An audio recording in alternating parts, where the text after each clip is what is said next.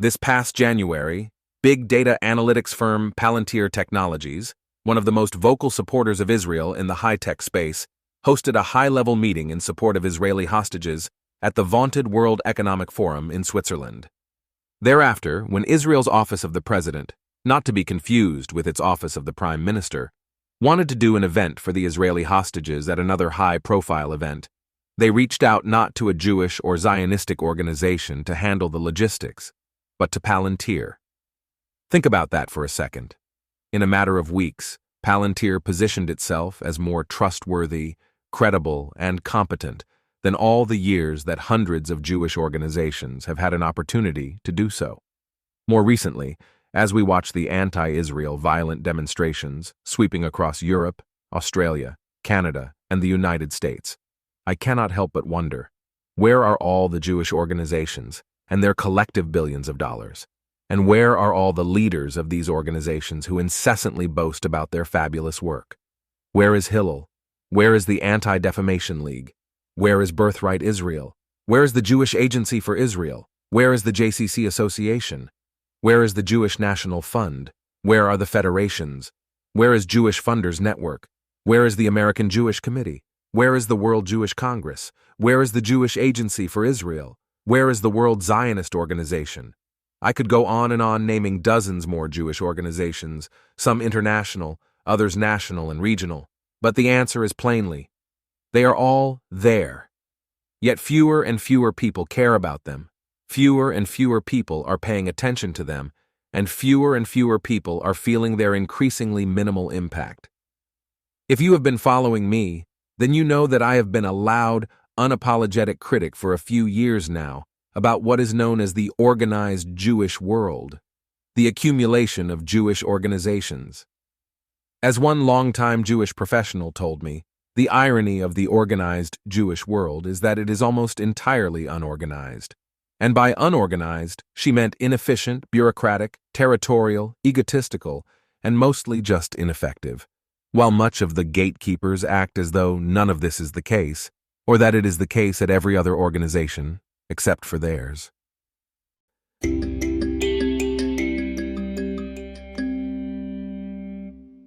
Anti-Semitism and Jew hatred are major problems that have nothing to do with Jews and Jewish organizations, but two things can be true, and the other is, the organized Jewish world on the whole has been hurting the Jewish people, Zionism, and the State of Israel more than it has been helping. This reality cannot be understated, overlooked, or tolerated any longer, for it is one of the top reasons why many Jews across the world are suffering and confused right now, why so many Jews are Jewishly and Israeli illiterate, and why multiple generations of non-Israeli Jews care less and less about Israel and Judaism. And yet, many of these organizations make a fundraising fortune on the backs of anti-Semitism and Jew hatred, while doing little of real lasting meaning and value in the fight against it. Spoiler: you cannot fight anti-Semitism.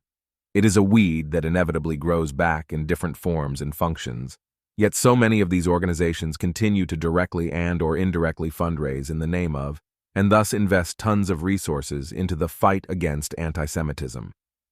As one major Hillel fundraiser told me, when she raises money for a Jewish culture event, donations are minimal, but when she fundraises for something about anti-Semitism, donor checkbooks are wide open. Meanwhile, when October 7th hit, much of the organized Jewish world acted completely caught off guard by this war and its wide-reaching effects, even though it was pretty obvious that something like this was building and frankly inevitable, one way or another. Let's recall that previous episodes played out similarly, like the 2014 Israel-Hamas war, albeit not with the same ferocity and magnitude, but many of us saw coming what we have seen during the last 6 months or so. I, for one, am not in the least bit surprised by any of this mayhem, and I know as a matter of fact that many folks in the organized Jewish world also quietly saw it coming, but nonetheless chose something on the spectrum of disregarding, downplaying, sidestepping, or choosing to be ignorant about it. I reached out to a former executive at a major U.S. Jewish organization this week to get her take on these absurdities, and here is what she told me, quote, "Alas, Mainstream or legacy organizations have largely failed the Jewish community since October 7th. To be clear, I am not talking about AIPAC. It is certainly not for lack of good intentions or commitment to Israel and the fight against anti-Semitism. Rather, it's the fact that they are stuck with their October 6th playbooks and just can't figure out how to make the shift to an October 7th playbook. For some, that is because of shock, inertia, bureaucracy, lack of creativity.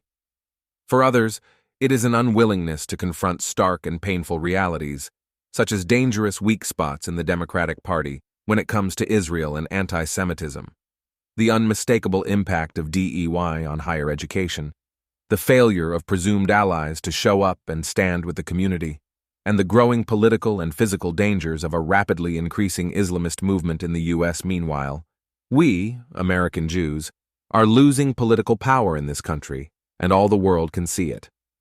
Our foes have convinced the White House that the November election depends on Arab/Muslim voters in Michigan. Islamophobia has been elevated to at least the same concern as anti-Semitism. Hamas has been reimagined as a liberal/progressive cause. The conflict has been racialized, turning Israel into a white supremacist nation. And we're being outplayed on social media platforms. It's striking that many Jews look to outspoken and courageous individuals like Richie Torres, Bari Weiss, Douglas Murray, Ayaan Hirsi Ali, Dalia Ziada, and John Fetterman for leadership and inspiration, but rarely, if at all, to Jewish organizational leaders, or, for that matter, rabbis. Where are these leaders? We're in a war, but who's guiding us through the war and on the path to victory here, while Israel has its own existential battlefronts to face? End quote. To me, the last point about Jewish leaders is especially unsurprising. I have personally spoken, in some cases multiple times, to the heads of Hillel International, Birthright Israel, the Jewish National Fund, the Jewish Funders Network, and several others who run major and more minor Jewish organizations. In our conversations, every single one of them talks the same game, gloating about how extraordinary their organization's work is and suggesting that if only we had more money, as if they have not already spent enough money, and as if money will deceivingly cure their systemic ills, for it will only exacerbate them. Moreover, when outsiders come to them with ideas for the Jewish people and/or different Jewish communities, their mentality is ultimately, what can you do for me and my organization, as opposed to, what can you do for the Jewish people and our communities, and how does my organization fit into that? To add insult to injury, they pretend like they are wholeheartedly concerned and working tirelessly toward a quote-unquote better Jewish future. Thus, it is beyond time that we call BS and tell it like it is. These organizations, both bigger and smaller, newer and older, are narrow-mindedly working for their organizational future and the unsubstantiated salaries that many of these executives earn while paying much of their staff average and below-average salaries, because we are a non-profit. To be fair, these executives are not exclusively to blame. It is the donors who are equally problematic, having created a siloed game of, we give you a lot of money, and you do what we want you to do. Irrespective of if what we want you to do is actually beneficial for the Jewish people and/or various Jewish communities. In many cases, it is the exact opposite of achieving these benefits, but we all know that ego and power, a result of having generous amounts of money to donate, make people blind. As one former vice president at Combined Jewish Philanthropies told me, quote, the main impediment is that donors trump common sense 9 out of 10 times. I know, I am being extremely harsh in my remarks, and why can't we all just get along? But this is precisely part of the problems in the organized Jewish world. Few folks want to have hard, honest, but ultimately constructive conversations that lead to desperately needed change. And many of those who are willing to engage in these conversations simply do it to check a box and pretend like they are actually courageous leaders, only to proceed with business as usual. Enough already. The Jewish world deserves so much better now, today. We do not need another conference or digital event to brainstorm and share ideas. We do not need more donors. We do not need another book. And we certainly do not need another academic study or poll to remind us how pitiful the organized Jewish world has become. Instead, We need die-hard, consistent, relentless action. We need brave leaders, not the wannabe types. We need donors who will finally wake up to the reality that their funds are far, far away from being maximized. We need platform thinking, digital places whereby multiple organizations can simultaneously grow and be amplified, not channel thinking, whereby every organization is on their own and in it for themselves. And we need a global incubator for, 1, new ideas to be efficiently tested using the minimum viable product startup model, and 2, scaling initially successful ideas.